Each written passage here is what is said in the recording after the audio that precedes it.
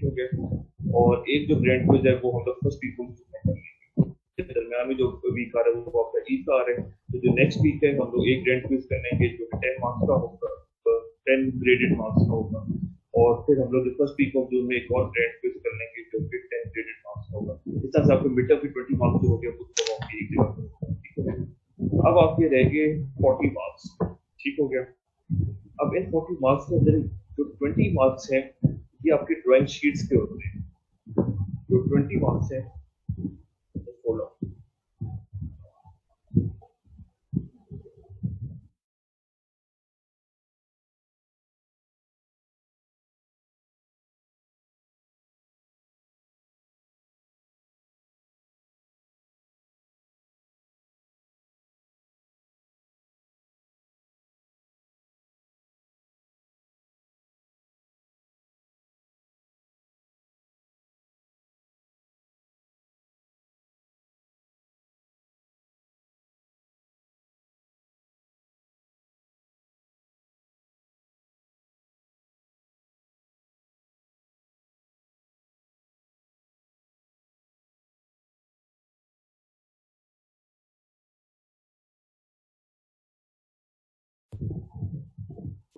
तो अभी हम लोग आगे थे 20 मार्क्स हमारे मिड टर्म की जो थी हमने वो डिसाइड कर ली थी कि हमने 2 ग्रेड क्विज लेंगे और वो ही कंपनसेट करेंगे आपके मिड टर्म मार्क्स।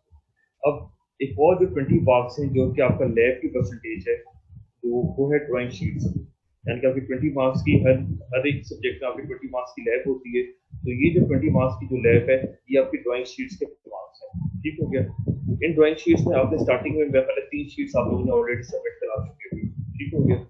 तो वो इंक्लूडेड होगी और उसके बाद जो 7 शीट्स है, नंबर ऑफ शीट्स 7 वो अभी हम लोग देखेंगे और उसी को हम लोग कवर करेंगे, जिसमें आप लोग ने जो स्टेट केस वाला था और स्टेट थी वो आपने बना ली हुई है, ठीक हो गया।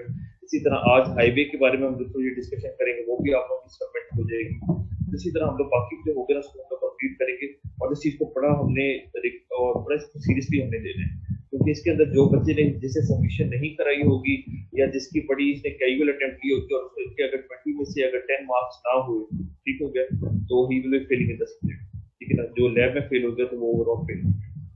तो इसीलिए जरूरी है कि अपने 20 में से 10 मार्क्स आप जाना जरूरी है और अपने ड्राइंग शीट्स का काम को बड़ा सीरियसली लेना है, ठीक हो गया। अच्छा, अब आपके 20 मार्क्स के मिड टर्म हो गए, 20 मार्क्स की ड्राइंग शीट्स होगी, तो अब आप लोग A4 पेपर पे स्केचेस बना के असाइनमेंट की फॉर्म में मुझे सबमिट कराते हैं। अब उसके बाद आपके 20 मार्क्स रहेंगे। इन 20 मार्क्स में आपके 10 मार्क्स पे ऑटो कैट, इन 20 मार्क्स में आपके 10 मार्क्स का ऑटो कैट होगा। तो ऑटो कैट का आप लोग जो शीट रसद को सबमिट कराते जा रहे हो, जो से रसद की डिमांड होगी कि आप फाइनल भी आपसे ले लेंगे या हो सकता है आपसे वाइवा ले लें, या जो भी आप लोग सबमिशन करा रहे हो तो वो सारी की सारी जो वेटेज है वो 10 मार्क्स होगी, 10 ग्रेडेड मार्क्स ऑटो कैट के होंगे, ठीक हो गया। इसके अलावा जो 10 मार्क्स रह जाते हैं, ये जो अभी आप लोग क्विज दे रहे हो, अब आज आपका दूसरा क्विज था, तो इसी तरह आपके 2 क्विज होंगे, यानी कि 2 क्विज हैं जो 5 5 नंबर के होंगे और उसकी वेटेज जो होगी वो 10 मार्क्स, ठीक हो गया। तो इसको हम लोग अगर किसी का दरमियान में असल में क्विज 1 और क्विज 2 जिसने दे दिया हुआ है ना, तो वो तो इशू की फीलिंग कंफर्टेबल, ठीक हो गया। मैं अभी आप लोगों को क्वेश्चन देता हूँ, अभी आप लोगों को बाद में एड्रेस करते हैं। अच्छा, 10 मार्क्स आपकी जो क्विज है उसमें क्विज 1 और क्विज 2 5 5 नंबर के हैं, जिन्होंने दे दिया है उसके 10 मार्क्स हो चुके हैं, ठीक हो गया। लेकिन अगर किसी ने दरमियान में क्विज नहीं दे सका या कोई भी रीजन हुई जिसकी वजह से वो क्लियर नहीं हो सका, ठीक है, उसका नेट का इशू था, तो मैं फिर ऐसा करूंगा कि एक जनरल क्विज जो होगा क्विज 3 की फॉर्म में, तो फर्स्ट वीक ऑफ जून में मैं एक अलग क्विज दे दूंगा, ताकि जिसने अगर क्विज 1 2 में किसी में क्लियर नहीं हो सका आपको नेट का इशू बहुत जरूरी, वो क्विज 3 दे देगा और वो एक मैं जनरल सा कोई कहीं से भी मैं दे दूंगा और वो मैं क्लियर होकर क्विज 3 दे दूंगा। तो ये परसेंटेज थी और ये बात जिसने भी हम डिस्कशन फेस कर लेते हैं। जी साद इदरीस, साद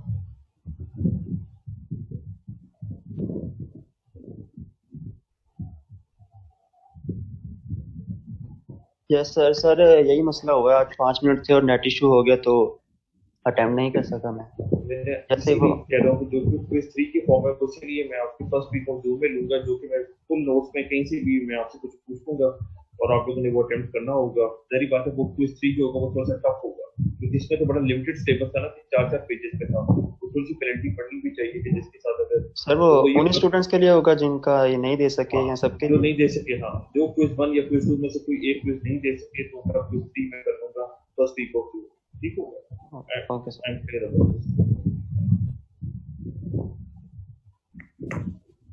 जी मोहम्मद उस्मान। जी सर। जी अस्सलाम वालेकुम सर। वालेकुम सर ये सलाम। पूछना था, ये आपने 60% ग्रेडिंग तो बता दी, लेकिन फाइनल्स का सर वो उसका क्या, किस तरह हम कंडक्ट करेंगे? अभी फाइनल्स में तो आप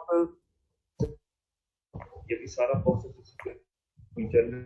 कल लैब्स के बाद मीटिंग हुई और बल्कि मेरी शाम को ये मीटिंग हो रही थी सर जाहिर के साथ, सर के साथ, और हमने फाइनली जो कंक्लूजन थे वो मैं अभी बता रहा हूँ। तो फाइनल वाला तो अभी ओवरऑल यूनिवर्सिटी डिसाइड नहीं कर सकती कि किसी के साथ कंडक्ट करवाएगी, अलाउ करेगी नहीं करेगी, वो बहुत बात की बात है।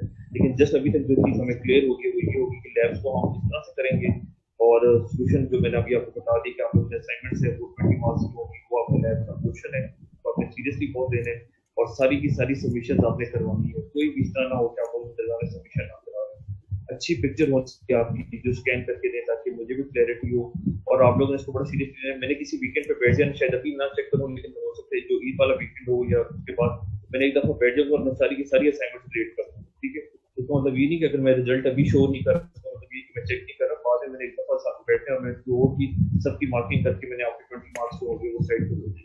ठीक हो गया? अब आप लोगों ने ये करना है कि जो नेक्स्ट वीक है वो ग्रैंड क्विज हमने करना है। ठीक हो गया? नेक्स्ट वीक मुझे बताएं आप लोगों को कब फिजिबल है कि आप लोगों को ट्यूसडे को कर लूं या थर्सडे को कर लूं ग्रैंड क्विज? सर आप लोग थर्सडे कर ले। आप लोग चैट बॉक्स में ना थोड़ा सा लिख भी सकते हो, तो अगर आप रेज योर हैंड्स और या फिर आप चैट बॉक्स में लिख भी सकते हो। तो 3 लोग भी अगर थर्सडे कह देंगे तो थर्सडे को भी पार होता है और वो चैट बॉक्स में लिख सकते हो। तक मेरी एक जनरल ओपिनियन है। ठीक हो गया? तो थर्सडे लॉग क्या बस ठीक है, थर्सडे हो गया।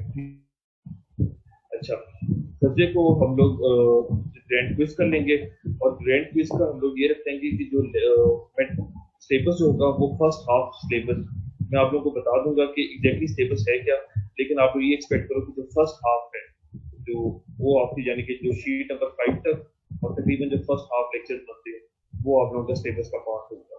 तो वो मैं आपको थोड़ा सा और कैटेगोरिकली बड़ी क्लैरिटी के साथ आपको मैं कल बता दूंगा। ठीक हो गया? तो ये है। और कोई क्वेश्चन, कोई एम्बिगिटी, कोई परेशानी है तो आप लोग जरूर मुझसे बात करें। किसी को कोई अगर फिर कोई इशू आ रहा है या कहीं पर कोई मसला आ रहा है तो अच्छा असाइनमेंट जो असाइनमेंट अभी जो हम लोग असाइनमेंट करने जा रहे हैं ना वो तो मैंने बता दी थी आपको सबमिशन डेट की, वो तो आज रात तक है। दूसरी जो आज हम लोग जो टॉपिक डिस्कस करने जा रहे हैं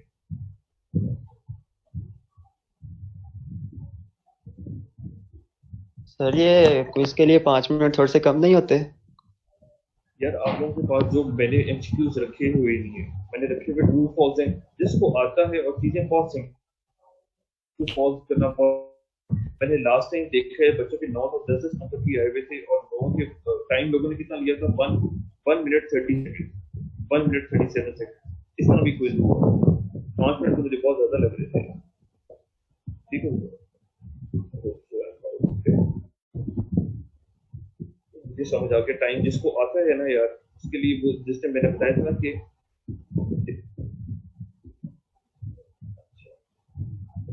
मैं अभी रैंडमली किसी से पूछ लेता हूँ कि अभी 7 से ही बात हो रही 7। जी sir. Am I loud and clear? मेरी आवाज आपको बिल्कुल क्लियर आ रही है? सर ये कभी कभी डिस्टॉर्शन हो रही है, पता नहीं आपकी हैंड्स फ्री का मसला है यहाँ। अच्छा, अभी आपको आवाज क्लियर आ रही है? यस सर अब ठीक है। ठीक हो गया, ठीक हो गया। अभी मैं होपफुली बिल्कुल मैंने स्टार्टिंग में इसीलिए पूछ रहा था कि लाउड एंड क्लियर में आ रहा हूँ कि नहीं आ रहा। अभी साथ यस सर अब ठीक आ रही है। चलिए मैंने आप हैंड्स फ्री ही उतार ली है। अच्छा, आज का लेक्चर हम लोग स्टार्ट करते हैं और sheet number 10 highway drawings last sheet जो है आपकी नोट्स के बिल्कुल आखिर में आ जाओ। आज हम लोग हाईवे ड्राइंग्स के बारे में डिस्कस करेंगे कि जो रोड पेवमेंट्स होती हैं, रोड जो होती है वो कितने टाइप्स की होती हैं और उनके अंदर बेसिक चीज होती क्या है। ये बहुत सिंपल है, सिंपलेस्ट अगर ड्राइंग शीट कोई है तो वो ये चीज है जो कि आप लोगों ने सिंपली, इसको उधर हमने बहुत डिटेल में नहीं जाएंगे, इसको बड़ा हमने सिंपली अभी देखेंगे। ठीक हो गया। आपके पास जो रोड होती है वो दो टाइप्स की होती है। जो आप रोड पेमेंट होती है वो आपकी दो टाइप्स की होती है। एक आपके पास रिजिड पेमेंट होती है और एक आपके पास फ्लेक्सिबल पेमेंट होती है। ठीक हो गया। Ali Rizwan, yes sir. Yes sir. आपको ट्रांसपोर्टेशन वन पढ़ी है अभी तक कि नहीं पढ़ी हुई? ट्रांसपोर्टेशन वन जी सर। नहीं सर, अभी नहीं पढ़ी। अभी तक नहीं पढ़ी। ठीक है, ये आप लोग रोड के बारे में फॉर द फर्स्ट टाइम सुन रहे हो, ऐसे ही है? Yes sir. ठीक है। अच्छा, आपके पास जो रोड की टाइप्स हैं वो दो होती हैं। एक आपके पास फ्लेक्सिबल पेमेंट होती है और एक आपके पास रिजिड पेमेंट होती है। ठीक हो गया। आप सबको ये क्लैरिटी तो है कि रोड जो होती है वो लेयर्स की फॉर्म में डाली जाती है। जहां भी आपको रोड नजर आ रही होती है, आपको बड़ी क्लैरिटी के साथ नजर आ रहा होता है कि सबसे पहले एक रोड के नीचे सबग्रेड बिछाई जाती है, जिससे आप लोगों ने सर्वे के अंदर ही पढ़ा था। जो नेचुरल सॉइल कंडीशन होती है, जो नेचुरल एम्बैंकमेंट होती है, जो नेचुरल सॉइल कंडीशन होती है, सबसे पहली वो लेयर होती है। उसके ऊपर आप लोग देखते होंगे कि रोलर यानी कि ऊपर चल रहे होते हैं और उसको कंपैक्ट कर रहे होते हैं। सबसे पहले तो आपके पास एक नेचुरल सॉइल कंडीशन होती है, उसके ऊपर आपकी जो रोलर होते हैं वो चल रहे होते हैं। ठीक हो गया। और उसकी कंपैक्शन की जा रही होती है। ठीक हो गया। ये भी हम लोग फ्लेक्सिबल पेमेंट को डिस्कस कर रहे हैं। ठीक हो गया। उसके ऊपर आपके पास डिफरेंट लेयर्स आती है। आपने देखा होगा कि छोटे छोटे पत्थर डाले जाते हैं, एग्रीगेट डाला जाता है, आपका कोर्स एग्रीगेट डाला जा रहा होता है। ठीक हो गया। तो उन पत्थर की लेयर्स डाली जाती है और उसके बाद आखिर में वो जो एस्फॉल्ट और बिचुमन और एग्रीगेट्स का जो मिक्सचर होता है, एस्फॉल्ट कंक्रीट का जो बिचुमन और एग्रीगेट्स का मिक्सचर होता है, आखिर में आपने देखा होगा कि वो चीज डाली जाती है जो कि आपकी लुक होती है, जो ऊपर रोड की टॉप लेयर पे वो चीज डाली जाती है। ऐसे ही आप लोगों ने देखा हुआ है। ठीक हो गया। तो अभी हम लोग इसको थॉरली देख रहे थे कि ये चीज होती क्या है। सबसे पहले फ्लेक्सिबल पेमेंट का आप लोग शीट नंबर 10 लास्ट में आप लोग जाओगे तो आपको typical cross section of a flexible pavement नजर आ रहा होगा, शीट नंबर 10। ठीक हो गया। इसके अंदर आप लोग देखें, let's start from the bottom. ठीक हो गया। उसके ऊपर आपने जो मैंने अभी आपको बताया है कि जो सबग्रेड है, सबसे नीचे सबग्रेड होता है, नेचुरल सबग्रेड होता है, जो आपकी नेचुरल सॉइल कंडीशन होती है वो आपका सबग्रेड हो गया, नेचुरल सबग्रेड। उसके ऊपर जो सबग्रेड की लेयर है उससे आप लोगों ने उसके ऊपर रोलर आपने देखा होगा चलाए जा रहे होते हैं। ठीक होगा। शीप फुट रोलर और डिफरेंट जो roller, steel roller, steel drum roller वगैरह, ये रोलर्स आपके चलाए जा रहे होते हैं ताकि वो उसकी कंपैक्शन हो जाए। ठीक हो गया। उसको कंपैक्ट किए जाते हैं। अब वो आपने देखा होगा कि कंपैक्टेड सबग्रेड है, ये 150 टू 300 मिलीमीटर की लेयर होती है, यानी कि इसकी थिकनेस कितनी होती है, 150 टू 300 मिलीमीटर की ये कंपैक्टेड सबग्रेड होती है, जिसको आपने कंपैक्ट किया होता है थ्रू रोलर। ठीक हो गया। उसके बाद उसके ऊपर आपके पास आता है सब बेस कोर्स। सब बेस कोर्स इसकी भी आपने देखा कि ये 100 टू 300 मिलीमीटर होती है। सब बेस कोर्स का क्या काम होता है कि ये भी आपके पास ग्रेन्युलर एक स्ट्रक्चर होता है। ग्रेन्युलर यानी कि ये आपकी जो बजरी होती है, कोर्स एग्रीगेट होता है, यही चीज डाली जाती है सब बेस के अंदर। ठीक हो गया। बजरी और जो कोर्स एग्रीगेट होता है यही सब बेस के अंदर डाला जा रहा है। ठीक हो गया। उसके ऊपर फिर थोड़ी सी अच्छी क्वालिटी की कोर्स एग्रीगेट डाला जा रहा होता है, यानी कि आप देख रहे हो कि डिफरेंट लेयर्स हैं। नीचे सबसे नेचुरल सबग्रेड है, उसके ऊपर कंपैक्टेड सबग्रेड है, उसके ऊपर सब बेस है यानी कि कोर्स एग्रीगेट डाल रहे हैं, उसके ऊपर फिर एक और अच्छी क्वालिटी का, बेहतर क्वालिटी का बेस कोर्स डालते हैं। ठीक हो गया। वो बेहतर क्वालिटी का एक ग्रैनुलर एग्रीगेट्स आपके अवेलेबल होते हैं। ठीक हो गया। अच्छा, उसके ऊपर आप लोगों ने, आप देख रहे होंगे कि प्राइम कोट लिखा हुआ है। आपने उसके ऊपर बेस कोर्स और बाइंडर कोर्स, इन दोनों कोर्सेज के दरमियान में, इन दोनों कोर्स के दरमियान में आपने एक कोट लगाया है। आप लोग देखते हो ना पेंट के जिस तरह दो कोट लगाए जाते हैं। ठीक हो गया। इस तरह से आपने एक बिटुमिनस लेयर एक आपने बिछाते हो। ठीक हो गया। एक छोटी सी लेयर आप लोग स्प्रे करते हो उसको। ठीक हो गया। इसे आप लोग प्राइम कोट कहते हो। इस प्राइम कोट का मकसद क्या होता है कि ये बाइंडर कोर्स और बेस कोर्स, इन दोनों के दरमियान में, बाइंडर कोर्स और बेस कोर्स के दरमियान में प्राइम कोट यूज किया जाता है, जो कि एक बिटुमिनस लेयर होती है, एक लुक टाइप की चीज होती है, उसी का कोटिंग आपकी की जाती है। तो ये दोनों, इन बाइंडर कोर्स और बेस कोर्स के दरमियान में बॉन्डिंग एस्टैब्लिश करती है। दो लेयर्स के दरमियान में इसका मकसद क्या होता है कि इन दो लेयर्स के दरमियान में एक बॉन्ड एस्टैब्लिश करती है। ठीक हो गया। अच्छा, फिर बाइंडर कोर्स और सरफेस कोर्स, इन दोनों के दरमियान में भी टैग कोड यूज होता है। बाइंडर कोर्स और सरफेस कोर्स के दरमियान भी टैग कोड यूज होता है।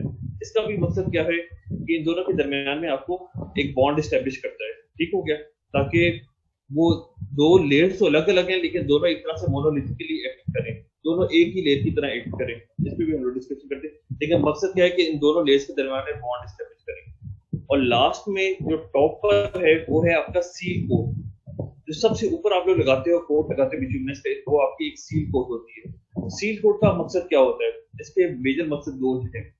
एक तो इसका यानी कि जो प्राइमरीली इसको देखा जाता है वो ये चीज होती है कि ये स्किड रेजिस्टेंस आपकी प्रोवाइड करती है, फ्रिक्शन प्रोवाइड करती है, ताकि ऊपर आपकी जो भी रोड पे आपकी जो भी व्हीकल्स चल रही हैं उनको वो फ्रिक्शन मिले, उनको वो डिजायर्ड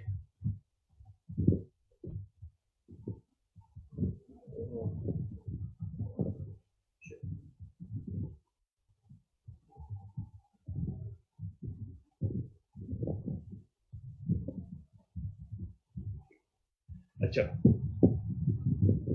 उसके बाद आपकी जो ऊपर आती है सील कोट आती है। जो सील कोट है उसका प्राइमरी फंक्शन क्या है? दो इसके प्राइमरी फंक्शन है। एक तो ये चीज है कि जो पानी आपने देखा होगा रोड के लिए जो जहर कातिल जिसे कहा जाता है, वो ये चीज है, वो आपका पानी होता है कि पानी ऊपर से सीपेज करके थ्रू आउट अंदर रन ना करे, वो फिर सारी की सारी रोड को तबाह कर देते होते हैं। तो आपने जो सील कोट यूज की होती है उसके थ्रू ये होता है कि पानी की जो सीपेज होती है वो नहीं होती, पानी परकुलेट नहीं कर पाता, पानी अंदर से नहीं गुजर पाता, वो चीज है। दूसरी चीज ये है कि आपको स्किड रेजिस्टेंस देता है। आपकी जो रोड है उसमें फ्रिक्शन आती है और जब आपकी रोड ऊपर यानी कि वो एक बड़ी अच्छी रेजिस्टेंस प्रोवाइड करता है कि वो आपकी जाके जो व्हीकल होता है, जो टायर होता है, उसको बड़ी अच्छी स्किड प्रोवाइड करता है, स्किड रेजिस्टेंस प्रोवाइड करता है। तो ये चीज उसकी इंपॉर्टेंस रखती है।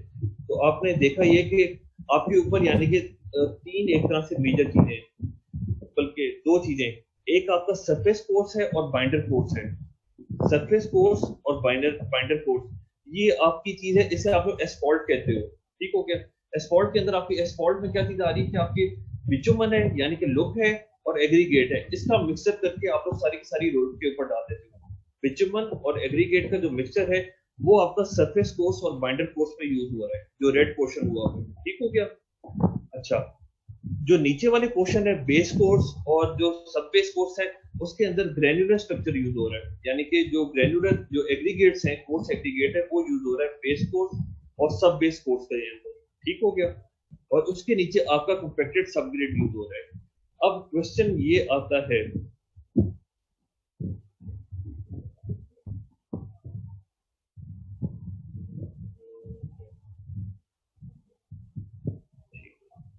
Hammad, yes sir. हमाद अभी हम लोगों ने हमने लेयर्स डिस्कस की हैं। एक फ्लेक्सिबल पेमेंट के अंदर हमने नॉर्मली 5 लेयर्स यूज होती हैं। एक सरफेस कोर्स है, यस सर। बेस कोर्स है, सब बेस कोर्स है और कंपैक्टेड सबग्रेड। कोई आइडिया है कि ये हम लोग डिफरेंट लेयर्स की फॉर्म में क्यों डाल रहे हैं इसको? सर ये ग्रैनुलर स्ट्रक्चर तो होते हैं, इसलिए इनको हम लेयर्स में डालते हैं। हम लोग इसको इसलिए कर रहे होते हैं, अभी हम लोग डिस्कस कर लेते हैं कि आपका इमेजिन करें कि आपके टॉप पर इस वक्त एक टायर बना हुआ है, यानी कि जो बाइंडर सरफेस कोर्स है उसके ऊपर टायर एक बना हुआ है, ठीक हो गया। अब जो टायर का जो लोड होता है यानी कि जो व्हीकल का लोड होता है वो थ्रू टायर्स आपका सारे के सारे पेमेंट के ऊपर ट्रांसफर होता है। जो व्हीकल का लोड होता है वो थ्रू टायर्स आपका सारे के सारे पेमेंट के ऊपर लोड ट्रांसफर होता है। तो डिफरेंट लेयर्स को इसलिए डाला जा रहा होता है कि एक टायर का जो ऊपर टॉप पर एक लोड है, ठीक हो गया, वो अगली लेयर में थोड़ा सा और ट्रांसफर होगा, उससे नीचे वाली लेयर में और ट्रांसफर होगा, यानी कि जितना फुटिंग होती है, फुटिंग में क्या होता है कि थ्रू आउट आपने ज्यादा से ज्यादा जगह पे स्प्रेड करते जाते हैं आप लोड को, ठीक हो गया। इसी तरह ऊपर एकदम लोड आया, उसको आपने नीचे बाइंडर कोर्स पे स्प्रेड किया, बाइंडर कोर्स से उसने बेस कोर्स पे स्प्रेड किया, फिर सब बेस कोर्स पे और भी ज्यादा स्प्रेड हो गया, और उसके बाद आपका जो लोड था वो सबग्रेड के ऊपर आ गया। तो आपने मकसद ये था कि जो टोटल लोड है वो इसी तरह सारा का सारा स्प्रेड होता जाए, लेयर बाय लेयर वो लोड आपका सारा का सारा ट्रांसफर होता जाए, स्प्रेड होता जाए। जैसे आप लोग नॉर्मली आप घर के स्ट्रक्चर में देखते हो कि ऊपर से आपका स्लैब का, बीम का, कॉलम का, वो सारा का सारा लोड फिर फुटिंग्स पे आपका पूरा का पूरा ट्रांसफर हो जाता है। इसी तरह ये ऊपर से लोड ट्रांसफर होना शुरू हुआ और स्प्रेड होता गया। इसी तरह स्प्रेड होता है और आखिर में पूरा का पूरा सब ग्रिड के ऊपर वो लोड सारा का सारा स्प्रेड हो जाता है। ठीक हो गया। तो आपका ये होना चाहिए कि लोड आखिर में आपका ऊपर से इतना ज्यादा डाइल्यूट होता ऊपर जो कि लोड बड़ा कंसंट्रेटेड फॉर्म में था, बड़ा ज्यादा हैवी था, वो आखिर में इतना ज्यादा डाइल्यूट होता जाए कि आखिर में जब सब ग्रेड तक उसका लोड आए तो वो सब ग्रेड की अलाउेबल जो बेरिंग कैपेसिटी है, यानी कि जो सब ग्रेड जितना लोड ले सकता है उससे वो कम लोड, ताकि सब ग्रेड फेल ना हो। यानी कि सब ग्रेड की जो अलाउेबल बेरिंग कैपेसिटी है उससे कम अगर लोड होगा तो जाहिर सी बात है वो सब ग्रेड सस्टेन कर जाएगा और चीज रोड अच्छी स्मूथली चलती रहेगी। तो मकसद ये है कि फ्लेक्सिबल पेमेंट ये होती है जो कि डिफरेंट लेयर्स के अंदर डिस्ट्रीब्यूट की होती है। 5 मेजर लेयर्स हैं। सबसे ऊपर उसकी सरफेस कोर्स आती है, इसके अंदर एक बिटुमन और एग्रीगेट का जो मिक्सचर होता है, जो आपने टॉप लेयर पे देखा होता है, जो आपको लुक और एग्रीगेट का मिक्सचर नजर आता है, वो चीज होती है, उसे आप सरफेस कोर्स कहते हो। उसी तरह की थोड़ी कम क्वालिटी में अब आप लोग ये चीज देखते हो कि जो ऊपर चीज यूज हो रही है ना, जो ऊपर वाली लेयर है उसकी क्वालिटी सबसे अच्छी है, उसके अंदर एग्रीगेट और जो मटेरियल क्वालिटी है वो सबसे कॉन्सेप्चुलाइज भी करते, जो कि जो सबसे अच्छी चीज है वो ऊपर आ रही है क्योंकि उसके ऊपर एकदम लोड ज्यादा आ रहा है, उसके ऊपर बड़ा कंसंट्रेटेड फॉर्म में लोड आ रहा है। उसके बाद जो मटेरियल और क्वालिटी है वो थोड़ी सी कम होती जा रही है। सबसे ऊपर आपके पास सरफेस कोर्स आ गई, उसके बाद नीचे बाइंडर कोर्स है, उसमें भी बिटुमन और एग्रीगेट का मिक्सचर ही होता है, लेकिन उसकी क्वालिटी थोड़ी सी कम रखते थे। ठीक हो गया। ये असल में मकसद ये होता है कि आपकी इकोनॉमी का एक फैक्टर आता है बचत करने के लिए। ठीक हो गया। अगर आपके पास पैसे ज्यादा हैं तो आपको ये 2 लेयर्स अलग अलग बनाने की जरूरत नहीं, बल्कि आप एक लेयर बना दो और उसे ही आप लोग सरफेस कोर्स कह दो। ठीक है। एक अच्छी क्वालिटी का बिटुमन और अच्छी क्वालिटी के एग्रीगेट का मिक्सचर आप लोग ऊपर कर दो तो आपको 2 लेयर्स अलग अलग डालने की जरूरत नहीं है। लेकिन आप ये चाहते हो कि यार ऊपर की लेयर को थोड़ा सा आप लोग अच्छी लेयर दे दो और उसके नीचे आप थोड़ा सा सब स्टैंडर्ड मटेरियल यूज करो, ताकि आपकी इकोनॉमी आपको इकोनॉमी का फैक्टर अपने माइंड में रखते हैं। ठीक है। Just to make it more economical आप एक थोड़ी सी लो क्वालिटी का एक लेयर बना देते हो सरफेस कोर्स के नीचे, बाइंडर कोर्स की। उसके नीचे फिर आप लोग बेस कोर्स देते हो जिसके अंदर बड़े बड़े जो मोटा पत्थर आपने देखोगे एग्रीगेट्स का वो यूज हो रहा होता है। ठीक है। लेकिन वो अच्छा पत्थर होता है, अच्छी क्वालिटी का, तो आपने वो देखा कोर्स एग्रीगेट वो हो गया। उसके नीचे थोड़ा लो क्वालिटी का लेकिन कोर्स एग्रीगेट यूज करोगे उसे आप लोग सरफेस कह देते हो, यानी कि लो क्वालिटी का एग्रीगेट यूज कर रहे हो, कोर्स एग्रीगेट लेकिन लो क्वालिटी का। तो बेस कोर्स के बाद फिर सब बेस के ऊपर लोड ट्रांसफर हो जाएगा। उसके बाद सब बेस के ऊपर आपकी जो नेचुरल जो सॉइल कंडीशन होती है वो कंपैक्टेड सब ग्रेड के ऊपर फिर सारा का सारा लोड आ जाता है। तो ये आपकी सारी की सारी फ्लेक्सिबल पेमेंट है। ठीक हो गया। इसके बारे में आप लोग बेशक गूगल करो, पढ़ो इसके बारे में, लेकिन आपको बेसिक कॉन्सेप्ट ये है। ठीक हो गया। और आपने यही अगर फ्लेक्सिबल पेमेंट का अगर मैं आपसे क्रॉस सेक्शन पेपर में पूछता हूँ या कहीं भी, तो आपको ये कॉन्सेप्चुअल क्लैरिटी होनी चाहिए कि फ्लेक्सिबल पेमेंट होती क्या है। ठीक है। इसके अंदर असल में क्या चीज है, इसका जो लोड ट्रांसफर मैकेनिज्म है, लोड ट्रांसफर मैकेनिज्म कैसे किसे कहते हैं कि लोड किस तरह ट्रांसफर हो रहा है, वो आपको लोड इस तरह से ट्रांसफर हो रहा होता है जिस तरह स्लैब, बीम, कॉलम, फुटिंग इस तरह से लोड ट्रांसफर होता है ना।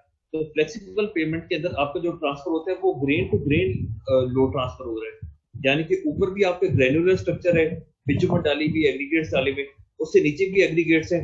तो जो एग्रीगेट्स के जो ग्रेन्स हैं वो एक दूसरे के साथ ऊपर से नीचे इस तरह लोड ट्रांसफर करते जाते हैं और पूरा का पूरा लोड फिर नीचे सब ग्रेन पे ट्रांसफर हो जाता है। तो इसे आप लोग फ्लेक्सिबल पेमेंट कहते हो। ठीक हो गया। उसके बाद नीचे लास्ट में आती है आपकी रिजिड पेमेंट। ठीक हो गया। रिजिड पेमेंट क्या होती है, उसके अंदर भी ये चीज होती है कि बेस और सब ग्रेड डाली जाती है। ठीक हो गया। लेकिन उसके ऊपर जो है ना, उसकी जो टॉप लेयर है, यानी कि बेस, सब बेस और आपका सब ग्रेड ही डाला जाता है। लेकिन कभी कभार आपकी अपना दरमियान में डिफरेंट डिजाइन पैरामीटर्स होते हैं जिनकी बेस पर कभी कभार सब बेस को निकाल देते हैं, कभी बेस को थोड़ा सा कॉम्प्रोमाइज कर लेते हैं, वो आगे जाकर आप लोग देखोगे। लेकिन नॉर्मली यही चीज डाली जाती है, बेस, सब ग्रेड और ऊपर आपका सरफेस कोर्स, बाइंडर कोर्स होता है फ्लेक्सिबल पेमेंट में। और रिजिड पेमेंट के अंदर, रिजिड पेमेंट के अंदर आप आपकी जो टॉप लेयर होती है वो आपकी कंक्रीट की स्लैब डाली जाती है, कंक्रीट की प्रॉपर स्लैब डाली जाती है रिजिड पेमेंट में। आपने बल्कि देखा होगा कि अगर आप लोग मोटरवे पे ट्रेवल करते हो तो असद रियाज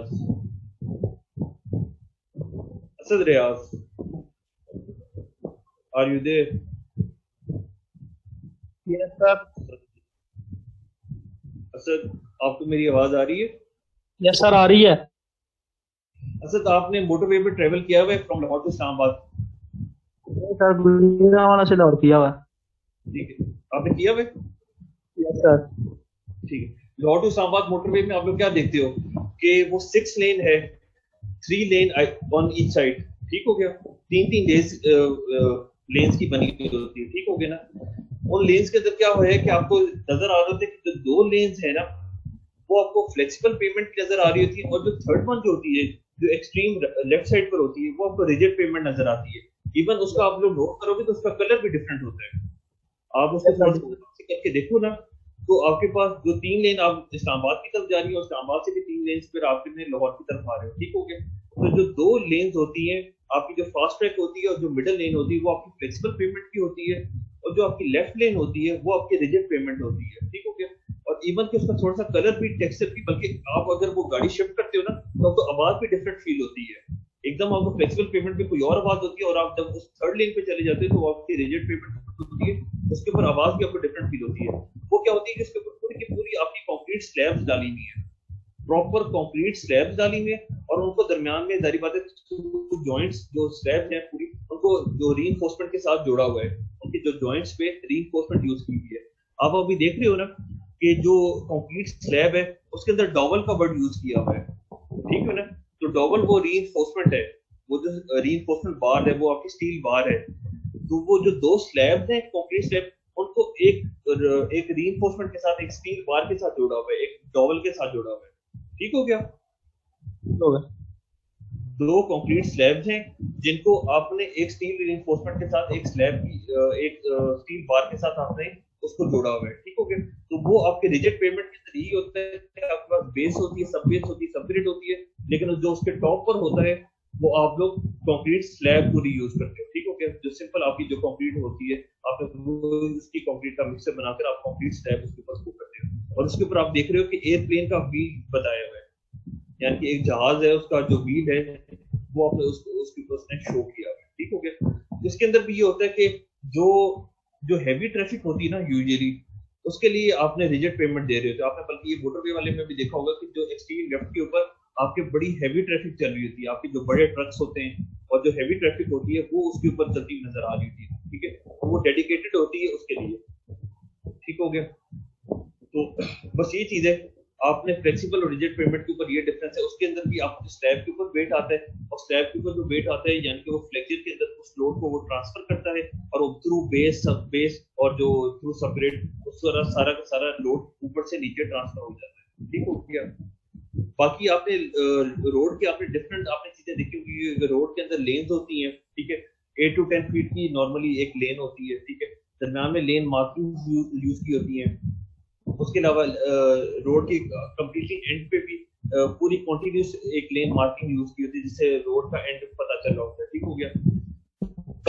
उसके बाद आपने रोड जहाँ पर एंड हो रही होती है उसके साथ भी आपने थोड़ा सा एक कच्चा पार्ट देखा होगा, एक और छोटी सी लेन होती है, लेकिन वो प्रॉपर एस्फॉल्ट की लेन नहीं होती, एक प्रॉपर बिटुमन की लेन नजर नहीं आती। लेफ्ट साइड पर आपने वो आप किससे यूज कर रहे होते हो, उसे आप लोग शोल्डर कहते हो, उसे आप लोग शोल्डर कहते हो। वजह क्या होती है कि दरमियान में कहीं भी आपको कोई इमरजेंसी आ गई, आपको अपना टायर चेंज करना पड़ गया या कोई इस तरह का कोई भी इशू आ गया, तो आप उस शोल्डर वाले पोर्शन पर चले जाते हो, या कोई भी इमरजेंसी आपकी जो एम्बुलेंस होती है वो आपकी इमरजेंसी के तौर पे वो फिर शोल्डर यूज करती है, तो आप उस शोल्डर पे जाकर अपनी गाड़ी रोक लेते हो और अपने जो भी अपने टायर वगैरह चेंज करें वो इस तरह। दरमियान में जो 2 लेन्स होती है, जिस तरह अभी 3 लेन आप देख रहे हो कि लाहौर इस्लामाबाद की तरफ जा रही, इस्लामाबाद से इस तरह लेन आ रही है, दरमियान में आप देखोगे ग्रीन एक पट्टी दी होती है, उसके ऊपर एक ग्रीन पैच होता है, उसके ऊपर आप लोगों ने डिफरेंट यानी कि जो पोल्स वगैरह लगे होते हैं उससे आप लोग मीडियन कहते हो। मीडियन, जो मीडियन मोड आप लोग यूज नहीं करते थे, मीन मीडियन मोड, तो वो मीडियन आपने दरमियान में दिया होता है। इसी तरह रोड के डिफरेंट फीचर्स होते हैं कि आपने बाइसाइकिल की भी पेडिस्ट्रियंस को भी आपने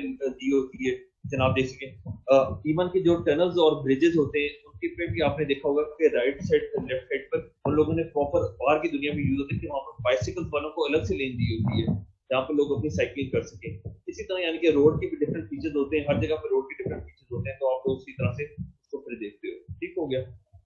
एनीवन इफ एनी, अच्छा अब आप लोगों ने ये चीजें दो, ये जो क्रॉस सेक्शन है एग्जैक्टली जिस तरह बने हुए ये आपने A4 के ऊपर बनाने हैं, और ये आपने बाय मिडनाइट, वरना आगे से हम लोग ये क्या करेंगे, जो दरमियान में लेक्चर का टाइम हुआ करेगा, लेक्चर के साथ लैब का टाइम होता है, जिसका 8 बजे लेक्चर शुरू होते हैं और 12 बजे तक जाता है, तो हम लोग नेक्स्ट 2 वीक्स में, फिर हम लोग नेक्स्ट 3 वीक्स में हम लोग इसी तरह करेंगे कि मैं आपको स्टार्टिंग में लेक्चर दिया करूंगा, उसके बाद जो 3 घंटे का टाइम होगा उसी के अंदर आपने असाइनमेंट सबमिट करानी होगी, यानी कि वही 8 to 9 में आपको लेक्चर दिया करूंगा और 9 to 12 आप लोगों ने उसी में स्केच करना है जिस तरह प्रॉपर लैब होती है, और उसी तरह आपने उसी वक्त बाय 12 o'clock मैंने 12 बजे तक का टाइम दिया करूंगा और आपने उसी वक्त में आपने फिर टाइम ड्यूरेशन के अंदर अपने सबमिशन कराने के।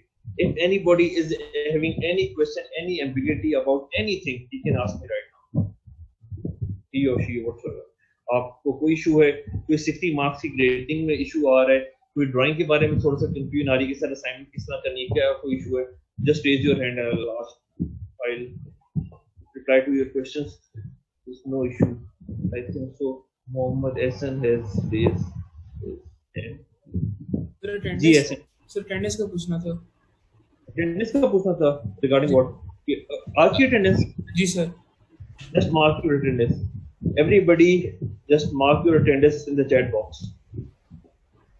सर लास्ट वीक मैंने नहीं किया था। अभी मैं दोबारा बच्चों को इशू ये आ रहा है कि आप लोग अपनी अटेंडेंस मार्क करते जाएं चैट बॉक्स के अंदर, ठीक हो गया। दोबारा मैं बता देता हूँ कि 60 मार्क्स की आपकी वेटेज है, ठीक हो गया। 40 मार्क्स आपकी फाइनल की वेटेज है और जो 60 मार्क्स है वो विदाउट फाइनल है, ठीक हो गया। जो विदाउट फाइनल है अभी हम लोग इस पोर्शन को हम लोग देख रहे हैं। 60 मार्क्स के इस पोर्शन के अंदर हम लोगों के पास 20 मार्क्स का मिड टर्म होता था, 20 मार्क्स का लैब होता था और 20 मार्क्स के सेशनल होते थे। ऐसे ही होता था, 20 मार्क्स के सेशनल होते थे, 20 मार्क्स की लैब होती थी और 20 मार्क्स का मिड टर्म होता था। हम लोगों ने ये सोल्यूशन निकाला है कि 20 मार्क्स की जो मिड टर्म है उसको हम लोग 2 10-10 मार्क्स के उसके ग्रैंड क्विज ले लेंगे। एक नेक्स्ट वीक हम ग्रैंड क्विज ले लेंगे 10 मार्क्स का, ठीक है। उसमें स्टार्टिंग के लेक्चर्स रख लेंगे और जो बाद वाले लेक्चर्स हैं उसका हम लोग फर्स्ट वीक ऑफ जून में एक और ग्रैंड क्विज ले लेंगे, ठीक हो गया। तो 2 ग्रैंड क्विज हम लोग लेंगे जो 10-10 मार्क्स के होंगे और वो 20 नंबर का आपके मिड की रिप्लेसमेंट वो 2 ग्रैंड क्विज होंगे, ठीक हो गया। इसके बाद आपके जो 20 मार्क्स है उसके अंदर आपके लैब का पोर्शन आ जाता है। जो लैब का पोर्शन में आपकी ड्राइंग शीट्स आती है, ठीक हो गया। अब आप लोगों ने जो स्टार्टिंग में 3 शीट्स आप लोगों ने जो सबमिट करा दी थी वो भी काउंट की जाएंगी और जो अभी रिमेनिंग जो हमारी शीट्स हैं, ठीक हो गया, वो सारी की सारी हैं। आपने उनको A4 के ऊपर ड्रॉ करते जाएंगे और थ्रू असाइनमेंट आप उसको सबमिट कराते जाएंगे। थ्रू असाइनमेंट आप उन बाकी रिमेनिंग शीट्स को मैं आपको बताता जाऊंगा, आपने उसको सबमिट कराते जाना है, उसको बहुत सीरियसली लेना है। ये आपका लैब का पोर्शन है। अगर जिस बंदे के इसमें जिसे सबमिशन नहीं कराई होगी, शीट मिस की होगी या जिसके 20 में 10 उसके 10 आउट ऑफ 20 मार्क्स ना हुए तो वो लैब में फेल हो जाएगा और जो बंदा लैब में फेल हो जाएगा वो सारे के सारे सब्जेक्ट में फेल हो जाएगा, ठीक हो गया। तो आपने इसका ख्याल रखना है, ठीक हो गया। बाकी आपके 20 मार्क्स के हो गए दरमियान में सेशनल, उसमें आपके 10 मार्क्स का ऑटोकैड का पोर्शन है। वो सर असद आपको बताएंगे कि सर असद उसको किस तरह से इवेल्युएट करेंगे। आपसे वो जो भी चीजें एक्सपेक्ट करें, जो भी आपको वो काम के आप लोगों ने वो काम करना है, ठीक हो गया। 10 मार्क्स का ऑटोकैड का वो इवेल्युएशन करेंगे और बाकी 10 मार्क्स का आपके जो अभी हमने 2 क्विज दिए हैं वो 10 मार्क्स के हैं। जो क्विज 1 और क्विज 2 है उसकी 10 मार्क्स की वेटेज है। अगर किसी का क्विज अगर मिस हो गया तो मैं ये कर सकता हूँ कि मैं क्विज 3 अरेंज कर लूंगा फर्स्ट वीक ऑफ जून में, एक और क्विज, ठीक है। तो जिसका अगर किसी नेट इशू या किसी वजह से अगर उसका क्विज अटेम्प्ट नहीं कर सका होगा तो वो क्विज 3 दे दे तो उसके उसमें फिर मार्क्स कंपलसेट हो जाए, ठीक है। तो 5-5 नंबर के 2 क्विज, 10 मार्क्स का ऑटोकैड, 20 मार्क्स की लैब शीट्स जो कि असाइनमेंट है और 20 मार्क्स का मिड टर्म जो कि 2 ग्रैंड क्विज की फॉर्म में होगा। टाइम खत्म।